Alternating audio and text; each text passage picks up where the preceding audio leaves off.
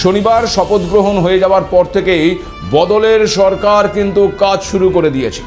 শনিবারই ব্রিগেডে মুখ্যমন্ত্রী হিসেবে শপথ নেওয়ার পর কয়েক ঘন্টার মধ্যেই ময়দানে পূর্ত দপ্তরের তাঁবুতে মুখ্য সচিব দুষ্মন নারিয়ালা, স্বরাষ্ট্র সচিব সংঘমিত্রা ঘোষ সহ প্রশাসনের শীর্ষ কর্তাদের সঙ্গে বৈঠকে বসেন মুখ্যমন্ত্রী শুভেন্দু অধিকারী। ছিলেন অর্থ সচিব প্রভাত মিশ্র, কর্মীবর্গ, প্রশাসনিক দপ্তরের সচিব রাজেশ পাণ্ডে এবং বিধানসভার প্রধান সচিব সৌমেন্দ্রনাথ দাস, ডিজি সিদ্ধিনাথ গুপ্তা। মুখ্যমন্ত্রীর সঙ্গে ছিলেন নবনির্বাচিত বিধায়ক তাপস রায় এবং শঙ্কর ঘোষও। সূত্রের খবর, বৈঠকে রাজ্যের আইন শৃঙ্খলা পরিস্থিতি কড়া হাতে সামলানো নিয়ে আলোচনা হয়েছে। আর এরপরেই সিএমও থেকে সিনিয়র সেক্রেটারি, ডেপুটি সেক্রেটারি সহ 16 জন WBCS অফিসারকে পরিবর্তন করে দেওয়া হয়েছে। একই সঙ্গে প্রাক্তন মন্ত্রীদের পিএস থাকা আরও 46 জনকে পাঠানো হয়েছে কর্মীবর্গ প্রশাসনিক সংস্কার দপ্তরে। সব মিলিয়ে মোট 62 জন WBCS আধিকারিককে রদবদল করা হয়েছে। শুধু তাই নয়, 2014 ব্যাচে আইএএস শান্তনু মুখোপাধ্যায়কে সিএমও থেকে সরিয়ে কর্মীবর্গ প্রশাসনিক সংস্কার দপ্তরে পাঠানো হয়েছে। তাছাড়া এতদিন সিএমওতে থাকা প্রতাপ নায়ককে বিজনবাড়ির দার্জিলিং পালপাড়া ডেভেলপমেন্ট ব্লকের বিডিও অফিসে নয়া দায়িত্বে দেওয়া হয়েছে। শপথ নেওয়ার পরেই রাজ্যের আইন শৃঙ্খলা নিয়ে বৈঠক ডেকেছেন মুখ্যমন্ত্রী শুভেন্দু অধিকারী। এই বৈঠক হবে সোমবার বিকেলে নবান্ন সভাঘরে। থাকবেন পুলিশের সমস্ত শীর্ষ কর্তারা। অবসরপ্রাপ্ত আইএএস এবং এবার বিধানসভা ভোটের বিশেষ নির্বাচনী পর্যবেক্ষক সুব্রত গুপ্তকে মুখ্যমন্ত্রীর উপদেষ্টা পদে নিয়োগ করা হয়েছে। রাজ্যের এসআইআর এর পর্বে নির্বাচন কমিশন বিশেষ রোল অবজারভারের দায়িত্ব দিয়েছিল এই সুব্রত গুপ্তকে। পরে আবার এই সুব্রত গুপ্তকে কমিশন বিশেষ নির্বাচনী পর্যবেক্ষক হিসাবে নিয়োগ করে। হিংসামুক্ত ভোট করানোর ক্ষেত্রে তার ভূমিকা ছিল অত্যন্ত গুরুত্বপূর্ণ। অন্যদিকে 2017 ব্যাচের পশ্চিমবঙ্গ ক্যাডারের আইএএস অফিসার শান্তনু বালা এতদিন দক্ষিণ 24 পরগনার অতিরিক্ত জেলা শাসকের দায়িত্বে ছিলেন। তাকে মুখ্যমন্ত্রীর ব্যক্তিগত সচিবের দায়িত্ব দেওয়া হয়েছে। অর্থাৎ প্রাক্তন এবং বর্তমান দুই আইএএসকে নিয়ে এসে মুখ্যমন্ত্রীর সচিবালয় শক্তিশালী করার পথেই হাঁটল নতুন সরকার। ক্ষমতায় আসার আগেই শুভেন্দু অধিকারী কিন্তু জানিয়েছিলেন রাজ্যের আইন শৃঙ্খলা হবে তার অগ্রাধিকার। মুখ্যমন্ত্রী হিসেবে শপথ নিয়েই সেদিকেই এগোচ্ছেন তিনি। সোমবারই এই বিষয়ে পুলিশ কর্তাদের বিস্তারিত নির্দেশ দেবেন মুখ্যমন্ত্রী। নবান্ন সভাঘরে সোমবারের বৈঠকে উপস্থিত থাকবেন রাজ্য পুলিশের ডিজি, কলকাতার পুলিশ কমিশনার সহ রাজ্যের বিভিন্ন কমিশনারেট এবং জোনের উচ্চ পদস্থ আধিকারিকরা। বৈঠকে যোগ দেবেন এসটিএফ এবং সিআইডির কর্মকর্তারাও।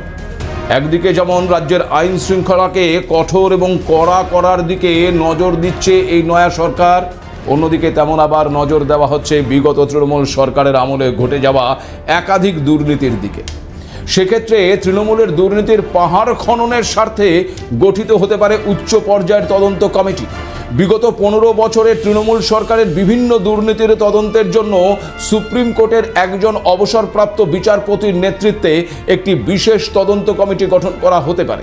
এই কমিটি মূলত শিক্ষক নিয়োগ দুর্নীতি, রেশন দুর্নীতি এবং কয়লা পাচারের মতন বড় মামলাগুলো খতিয়ে দেখতে পারে। বদলের সরকার তৃণমূলের জামানার কয়েকটি বিশেষ ক্ষেত্রকে ওই দুর্নীতির একেবারে ল্যাবরেটরি হিসেবে চিহ্নিত করে সেখানে সাঁড়াশি অভিযান চালানোর প্রস্তুতি নিতে পারে, যার মধ্যে অন্যতম নিয়োগ দুর্নীতি। এসএসসি এবং টেটে কয়েক হাজার যোগ্য প্রার্থীকে বঞ্চিত করে যে নিয়োগ হয়েছে তার দ্রুত তদন্ত এবং অভিযুক্তদের শাস্তির ব্যবস্থা করার দিকে এগোতে পারে শুভেন্দু অধিকারীর সরকার। আর এখানেই আপনাদেরকে একটা বিষয় জানিয়ে রাখি যে ইতিমধ্যেই কিন্তু এ বিষয়ে কাজ শুরু করে দিয়েছে নয়া সরকার। মুখ্যমন্ত্রী হিসেবে শুভেন্দু অধিকারীর শপথ গ্রহণের পরেই সুপ্রিম কোর্টের নির্দেশে 2016 সালের নিয়োগ পরীক্ষার ওয়েমার শিট প্রকাশ করল school service commission. School service commission এক বিজ্ঞপ্তিতে জানিয়েছে, সিবিআই এর উদ্ধার করা হার্ড ডিস্ক থেকে পাওয়া নবম, দশম এবং একাদশ, দ্বাদশের নিয়োগ পরীক্ষার ওয়েমার শিটের প্রতিলিপি আপলোড করা হয়েছে। কমিশন জানিয়েছে খুব শীঘ্রই 2016 সালের তৃতীয় এসএলএসটি এবং গ্রুপ সি, গ্রুপ ডি কর্মীদের ওয়েমার শিটও কিন্তু প্রকাশ করা হবে। আপনাদের এখানে নিশ্চয়ই মনে আছে, ওই শিক্ষক নিয়োগ দুর্নীতি মামলায় আদালতের নির্দেশে সম্পূর্ণ প্যানেল বাতিল হওয়ায় চাকরি হারিয়েছিল প্রায় 26,000 শিক্ষক ও শিক্ষাকর্মী। এরপর থেকেই চাকরি প্রার্থী এবং বিভিন্ন সংগঠনের তরফে ওই ওএমআর শিট প্রকাশের দাবি উঠছিল। অভিযোগ ছিল বহু ক্ষেত্রে ওএমআর শিট নষ্ট করে দেওয়া হয়েছে বা তাতে কারচুপির আশঙ্কা রয়েছে। গত 2024 সালে কলকাতা হাইকোর্ট প্রায় 22 লক্ষ ওএমআর শিট প্রকাশের নির্দেশ দিলেও সেই নির্দেশ কার্যকর করেনি মমতা বন্দ্যোপাধ্যায়ের সরকার। নতুন সরকার দায়িত্ব নেওয়ার পরেই কমিশনের এই পদক্ষেপকে তাৎপর্যপূর্ণ বলেই মনে করছে সংশ্লিষ্ট মহল। ভাবুন একবার, 26,000 যুবক যুবতীর ভবিষ্যৎ নিয়ে কেমন ছিনিমিনি খেলেছিল মা মাটি মানুষের সরকার। তবে কি ওএমআর শিটগুলো নষ্ট হয়ে যাবার মিথ্যে কথা বলা হয়েছিল তাদের তরফ থেকে? হয়তো এই ওএমআর শিটগুলো প্রকাশ হলে আদালতের রায় ভিন্ন হতে পারত, এতগুলো পরিবারকে অসম্মানিত হতে হতো না। এখানে আরও একটা বিষয় গুরুত্বপূর্ণ। গত বছর মানে 2025 সালে আদালতের নির্দেশে প্রায় 19,000 যোগ্য চাকরি প্রার্থীর জন্য নতুন করে নিয়োগ প্রক্রিয়া শুরু করেছিল এসএসসি। পুনরায় লিখিত পরীক্ষাও নেওয়া হয়েছিল, মনে আছে? তবে সেই পরীক্ষার ফল প্রকাশের পর দেখা যায় ওই 2016 সালের বহু প্রার্থী নতুন পরীক্ষায় কিন্তু উত্তীর্ণ হতে পারেননি। ফলে নিয়োগ প্রক্রিয়া নিয়ে নতুন করে বিতর্ক তৈরি হয়েছিল। এবার 2016 সালের ওএমআর প্রকাশের পর সেই 2025 সালের দ্বিতীয় পরীক্ষার ভবিষ্যৎ নিয়েও কিন্তু প্রশ্ন উঠতে শুরু করেছে। 2016 সালের ওএমআর শিটে যদি দেখা যায় কোনো প্রার্থী যোগ্য ছিল, কিন্তু আবার 2025 সালের পরীক্ষায় সে উত্তীর্ণ হতে পারেনি, তবে তার কি হবে? ইতিমধ্যেই কিন্তু যোগ্য শিক্ষক ও শিক্ষাকর্মীদের সম্মানের সঙ্গে পুনর্বহালের দাবি উঠতে শুরু করেছে। নিয়োগ দুর্নীতির পাশাপাশি আবার সরকারি প্রকল্পের টাকা যেমন লক্ষ্মী ভাণ্ডার বা আবাস যোজনা, এই সমস্ত ক্ষেত্রে কোথায় কিভাবে কত খরচ হয়েছে তা দেখতে ফরেনসিক অডিট করানো হতে পারে। নির্বাচনের আগে অমিত শাহ যে চার্জশিট প্রকাশ করেছিলেন সেখানে 15 বছরের দুর্নীতির যে খতিয়ান দেওয়া হয়েছিল সেগুলোকে ভিত্তি করেই আইনি প্রক্রিয়া শুরু হতে পারে। বিশেষ করে ভাইপো ট্যাক্স বা তোলাবাজি বন্ধে জিরো টলারেন্স নীতি নেওয়ার কথা জানানো হয়েছে। ফলে বলা যেতেই পারে আগামী দিনগুলো কিন্তু ওই তৃণমূল কংগ্রেসের নেতা এবং প্রাক্তন মন্ত্রীদের জন্য খুব একটা ভালো হবে না। প্রশ্ন হচ্ছে, তবে কি এবার তৃণমূলের একাধিক ব্যক্তির হাতে হাতকড়া পড়তে চলেছে? তালিকায় কার কার নাম রয়েছে? পরিস্থিতি আঁচ করেই কি জোটের পালে হাওয়া দেওয়া শুরু করেছে তৃণমূল নেতৃত্ব? আদৌ কি জোটে জায়গা হবে তৃণমূলের? অন্যদিকে আবার তৃণমূলের অন্দরে যে গৃহদাহ শুরু হয়েছে তাতে কি দলের আত্মসমালোচনা করা হচ্ছে নাকি বাঁচার জন্য দল বদলের প্রচেষ্টা? বিজেপি ক্ষমতায় আসার কারণে এবার তৃণমূলের আরও দুর্নীতি প্রকাশ্যে আসবে এমনটাই কিন্তু মনে করছেন রাজ্যের অধিকাংশ মানুষ। পাশাপাশি তৃণমূল কংগ্রেসের কোন কোন নেতা গ্রেপ্তার হতে পারে তা নিয়ে রাজনৈতিক মহলে ব্যাপক জল্পনা শুরু হয়েছে। কারণ বিজেপি সরকার ক্ষমতায় আসার পর মূলত জিরো টলারেন্স নীতির কথা বলছে, যার আঁচ তৃণমূলের প্রথম সারির নেতাদের গায়ে লাগার সম্ভাবনাটা কিন্তু প্রবল। নিয়োগ দুর্নীতি তো আছেই, তার পাশাপাশি কয়লা পাচার, গরু পাচারের মতন ঘটনাও রয়েছে। ইতিমধ্যেই কিন্তু এই সমস্ত দুর্নীতিকাণ্ডের নাম জড়িয়েছে অভিষেক বন্দ্যোপাধ্যায়ের।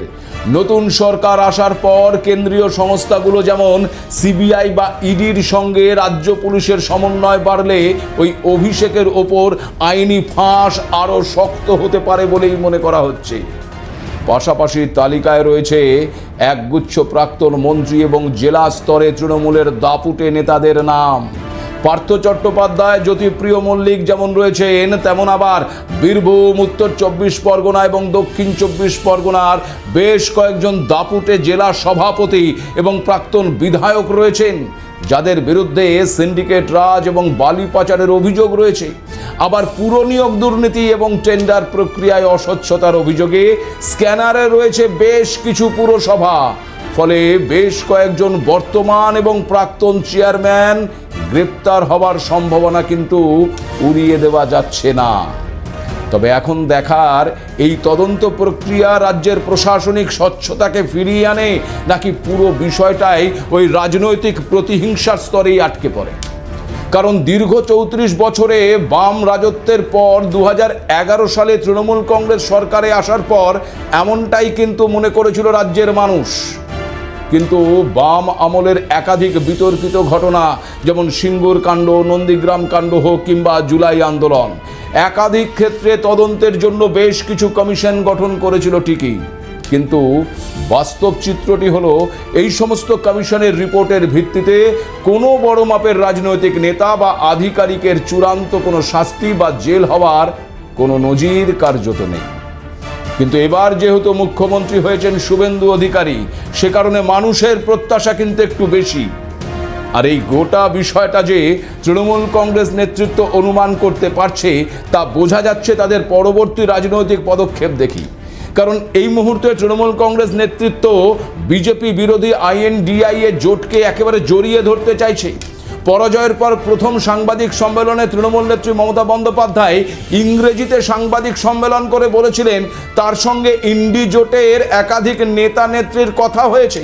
সোনিয়া গান্ধী, রাহুল গান্ধী থেকে শুরু করে সবাই নাকি তার সঙ্গে কথা বলেছেন এবং সবাই নাকি বাংলায় আসবেন বলেছেন, কিন্তু এখনো পর্যন্ত অখিলেশ যাদব ছাড়া আর কেউ আসেননি। অন্যদিকে আবার এই বাংলায় এবার এককভাবে লড়াই করে দুটো আসনে জয়লাভ করেছে কংগ্রেস। পাশাপাশি এই বাংলাতে এখন তৃণমূলের দলীয় অফিস দখল নেওয়ার অভিযোগ উঠছে কংগ্রেসের বিরুদ্ধে। গত বুধবার পশ্চিম মেদিনীপুরের সবংয়ে কংগ্রেস কর্মীরা পার্টি অফিসে ঢুকে তৃণমূলের ঝান্ডা সরিয়ে গঙ্গা জল দিয়ে অফিস খুলে বন্দে মাতরম স্লোগান দেন, যদিও পরে আবার পুলিশ তাদের সরিয়ে দিয়েছে। কিন্তু এই ঘটনা রাজ্য রাজনীতির পক্ষে কিন্তু অত্যন্ত তাৎপর্যপূর্ণ বলেই মনে করা হচ্ছে। দেখুন, 2026-এর রাজনৈতিক প্রেক্ষাপটে দাঁড়িয়ে তৃণমূল কংগ্রেসের সাম্প্রতিক যে ফলাফল এবং ওই INDI জোটে মমতা বন্দ্যোপাধ্যায়ের অবস্থান নিয়ে কিন্তু ইতিমধ্যেই জাতীয় স্তরে আলোচনা শুরু হয়ে গেছে। মমতা বন্দ্যোপাধ্যায় বরাবরই বিরোধী জোটে নিজের স্বতন্ত্র অবস্থান বজায় রাখলেও এবার বাংলায় ধাক্কা খাওয়ার পর তিনি এখন হয়তো ওই আগের মতন ডিক্টেটর বা প্রধান চালিকা শক্তির ভূমিকাতে থাকতে পারবেন না, বরং তাকে কিছুটা নমনীয় হয়ে জোটের অন্যান্য শক্তিশালী দলগুলোর সঙ্গে তাল মিলিয়ে চলতে হতে পারে বলেই মনে করা হচ্ছে। বাংলায় হেরে যাওয়ার কারণে জোটের মুখ হয়ে ওঠার যে সম্ভাবনা তৈরি হয়েছিল তা কিন্তু এখন আর নেই। সেক্ষেত্রে রাহুল গান্ধী বা মল্লিকার্জুন খড়গের মতন নেতাদের প্রভাব সেখানে বৃদ্ধি পাওয়ার সম্ভাবনাটাই বেশি। তবে জাতীয় স্তরে বিজেপি বিরোধী মুখ হিসেবে মমতা বন্দ্যোপাধ্যায়ের গ্রহণযোগ্যতা যে একেবারেই শেষ হয়ে গেছে এমনটাও কিন্তু নয়। এক্ষেত্রে জোটে তিনি কতটা জায়গা পাবেন তা কিন্তু আবার অনেকগুলো বিষয়ের উপর নির্ভর করছে। আগামী 2029-এর লোকসভা নির্বাচনে যদি বাংলায় মমতা বন্দ্যোপাধ্যায়কে জোটের হাত ধরে ঘুরে দাঁড়াতে হয়, তবে কিন্তু কংগ্রেসের সঙ্গে আসন ভাগাভাগিতে মমতা বন্দ্যোপাধ্যায়কে অনেক বেশি ত্যাগ স্বীকার করতে হতে পারে। আগে যেমন তিনি কংগ্রেসকে জায়গা ছাড়তে একেবারেই নারাজ ছিলেন, এখন অস্তিত্ব রক্ষার তাগিদে তাকেই নমনীয় হতে পারে বলেই মনে করা হচ্ছে। সে কারণে হয়তো অধীর চৌধুরী পরিষ্কার জানিয়েছেন যে মমতা বন্দ্যোপাধ্যায় হতাশায় আচ্ছন্ন হয়ে গেছেন, আগামী দিনে কংগ্রেসের কাছে হাত জোর করে দাঁড়াতে হবে। কিন্তু মমতা বন্দ্যোপাধ্যায়ের রাজনৈতিক কৌশল এক ধরনের আনপ্রেডিক্টেবিলিটি বা অনিশ্চয়তায় ভরা। জোটে থাকলেও তিনি কিছু সমস্যা বা জটিলতা তৈরি করতেও পারেন।